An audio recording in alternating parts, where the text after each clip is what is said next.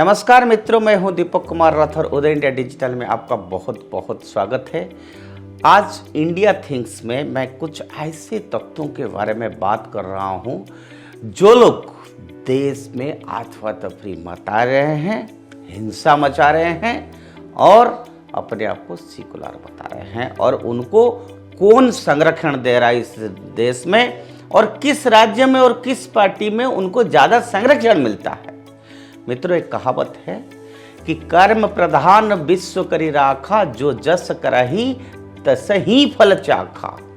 सैकड़ों साल पहले गोस्वामी तुलसीदास ने एक पंक्तियां लिखी थी, और जिसका अर्थ है जो यह विश्व कर्म प्रधान है, जो यह विश्व कर्म प्रधान है, और जो जैसा करता है उसे वैसा ही फल मिलता है। आप लोगों को मालूम है मित्रों, जो NIA है, राष्ट्रीय जांच एजेंसी द्वारा बेंगलोर के रामेश्वरम कैफे में विस्फोट मामले में संदिग्ध की 2 CCTV क्लिप जारी करते हुए कुछ दिनों बाद उसने बल्लारी में एक व्यक्ति को हिरासत में लिया है NIA ने, जिसने कथित तौर पर उसके साथ बातचीत की थी।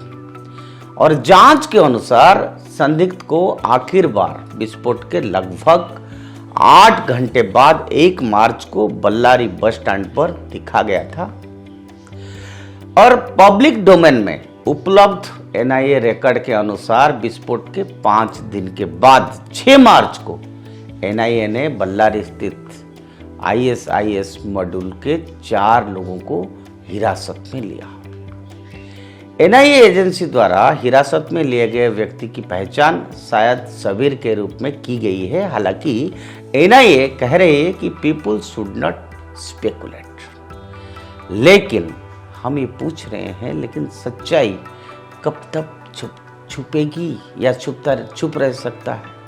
कब तक बकरे की अम्मा खैर मनाएगी, बताइए आप। लोग कहते हैं कि आतंकवाद का कोई मजहब नहीं होता है, हम भी यही कहते हैं, लेकिन सवाल यहां यह खड़ा होता है कि हर आतंकवादी एक मजहब विशेष का ही क्यों निकलता है।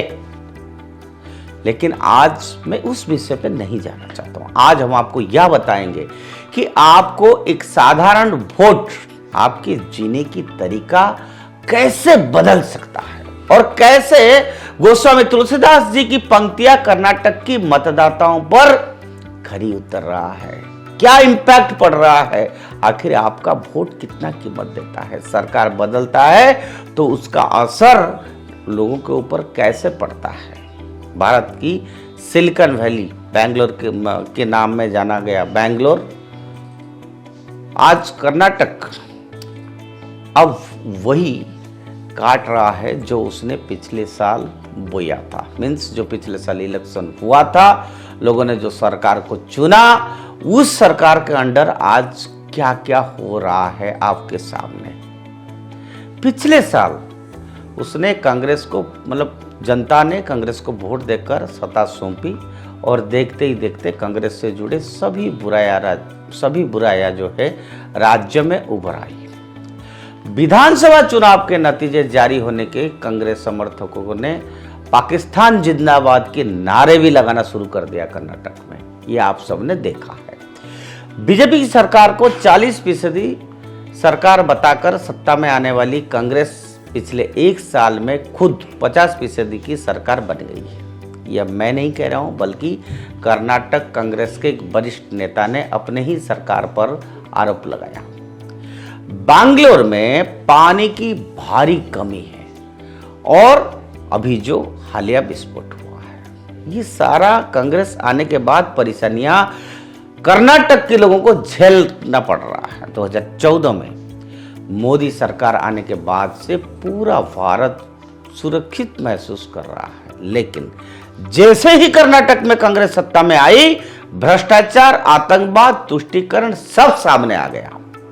कर्नाटक के अलावा जहां भी कांग्रेस सीधे या सहयोगी के साथ सत्ता में है, वहां पर दंगे, सांप्रदायिक झगड़ा और मुस्लिम तुष्टीकरण पूरी तरह से बढ़ रहा है।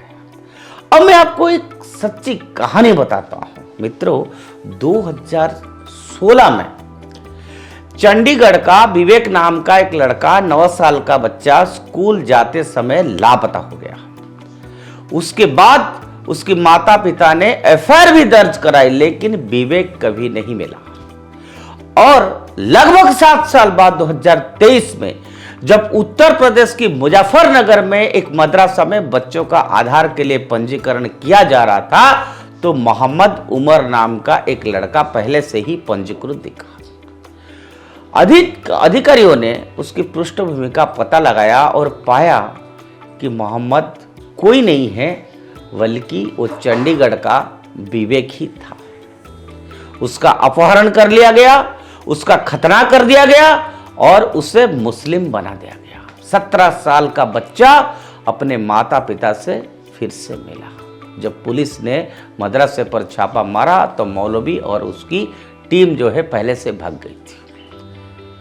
अधिकारियों को बेंगलोर में एक ऐसे ही मदरसे के बारे में पता चला जहां 200 अज्ञात बच्चों को रखा गया था। जब एनसीपीसीआर प्रमुख प्रियंका कानून को जांच करने गए तो मदरसा ने बच्चों की पृष्ठभूमि का विवरण देने से इनकार कर दिया। एनसीपीसीआर टीम ने राज्य से शिकायत भी की और जवाब में कांग्रेस सरकार ने कानून गो के खिलाफ अत्याचार का मामला भी दर्ज किया और टीम के लिए गिरफ्तारी वारंट भेजा है, जिससे उन्हें पीछे हटने के लिए मजबूर हो गए हैं। अब देखिए, अब इसे कोई यह कहे के कि सरकार कानून के हिसाब से काम कर रही थी, तो उसमें मैं या आप या मैं कोर्ट में कहूं राहुल गांधी इसकी जवाब दे सकते हैं।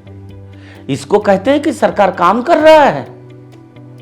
अरे ये तो साफ साफ इस्लामी कट्टरपंथियों को बचाने के लिए इस मामले में कर्नाटक सरकार की मनमानी कही जा सकती है। अब हम चलते हैं अगली कहानी की तरफ। कर्नाटक सरकार ने हाल ही में राज्य विधानसभा में कर्नाटक हिंदू धार्मिक संस्थान और धर्मार्थ बंदोबस्ती विधेयक 2024 पारित किया। विधेयक में कहा गया है कि मुख्यमंत्री सिद्धरामैया की नेतृत्व वाली राज्य सरकार अब 1 करोड़ रुपया से अधिक राजस्व वाली मंदिरों से 10% राजस्व इकट्ठी करेगी और 10 लाख रुपए से कम 1 करोड़ रुपए के बीच राजस्व वाले मंदिरों से 5% राजस्व एकत्र करेगी सरकार। आखिर क्यों भाई? इसका मतलब साफ है ना कि आस्था के प्रतीक के रूप में हिंदू भक्तों के द्वारा मंदिर के रखरखाव के लिए जो पैसा दिया जा रहा है, वो एक तरफ से कर्नाटक सरकार द्वारा कांग्रेस के लिए अपने विभिन्न आवश्यकताओं का पूरा करने के लिए लूटता जा रहा है, या यूं कहे साजिश की जा रही है। कर्नाटक में एक आम हिंदू की स्थिति के बारे में सोचे, जहां एक तरफा उसकी मंदिरों के संपत्ति पर सरकारी द्वारा कर लगाया जा रहा है और दूसरी तरफ राज्य का मुख्यमंत्री पिछले साल दिसंबर में हुबली में एक मुसलमान सम्मेलन में बोलते हुए मुसलमानों से कहा, मैं देश की संपत्ति तुम्हें बांट दूंगा, लो कर लो बात। मुख्यमंत्री ने कहा कर्नाटक की कि मैं देश की संपत्ति तुम्हें बांट दूंगा। अब इसके बाद भी आप मुझे बताइए, कुछ कहने के लिए बचा है हमको? और ये बात हम कहें कि ना कहें? और ये बात सबको पता चलना चाहिए कि नहीं चलना चाहिए? कभी कांग्रेस की प्रधानमंत्री कहते हैं कि देश की संपदा पर मुसलमानों का पहला अधिकार है, तो कभी सिद्धरामैया ये संपदा मुसलमानों को बांटने की भी बात करते हैं। आखिर क्या दोष किया है इस देश के हिंदुओं ने? हिंदू क्या करे? सिर्फ मुसलमान के लिए पैसा जमा करे और बाद में किसी बम ब्लास्ट और फिर किस दंगे में मारा जाए, इसीलिए वो हिंदू बने हुए हैं आज देश में। मित्र, मेरे लिए कर्नाटक में कांग्रेस पार्टी गजवाए हिंद का प्रॉक्सी है, प्रॉक्सी। लेकिन क्या करें, जब हिंदू प्याज और तेल की कीमतों पर अपना वोट को बर्बादी करेंगे तो हम कुछ नहीं कर सकते हैं। यह समय आ गया है मित्रों, इस देश की जनमानस को इस साजिश को समझना चाहिए, उसके बाद अपना मूल्यवान वोट देना चाहिए। मैं इसलिए कहता हूं, अपने एक वोट की कीमत आपको समझना पड़ेगा। बहुत देर हो चुका है मित्रों, बहुत देर हो चुका है। आपको लगता है किसी को वोट दे दिया मेरा तो क्या हो जाएगा, यह असर है। आपको पानी पीने को नहीं मिलेगा, आप दंगा में मरेंगे, आप ब्लास्ट में मरेंगे, ये होगा। आपको सोचना पड़ेगा आपकी सुरक्षा कौन सा पार्टी कर सकता है, कौन सा नेता कर सकता है, कौन सा सरकार कर सकता है, और किसी का नीति नियम क्या है, और देश प्रथम है कि नहीं उनका, या सेल्फ, जिसको कहते हैं ना नेशन फर्स्ट सेल्फ लास्ट, इनका तो सेल्फ फर्स्ट नेशन लास्ट है। आपको केवल अपने और अपनों को भविष्य के बारे में यह निर्णय लेना चाहिए। ये बहुत अहम निर्णय है और ये फैसला आपका ही है। आखिर भविष्य आपका ही है। तो ये जो जरूरी विषय है आपका सामने मैंने आज रखा है मित्रों, इस विषय को आप खुद सुनिए और इस विषय को, इस बात को पूरे देश के पास पहुंचाइए, इस युवा को पहुंचाइए। युवा लोगों को भी पता होना चाहिए कि अगर ऐसे सरकार को हम वोट देते हैं तो हमारा साथ क्या बीतता है। आज के लिए इतना। मैं होप करता हूं ऐसे एनालिसिस और ऐसे खबरें जो आम मीडिया में नहीं मिलता है आपको, ऐसे खबरें सिर्फ आपको उदय इंडिया में मिलेगा, क्योंकि हमारे लिए नेशन फर्स्ट है। जय श्री राम।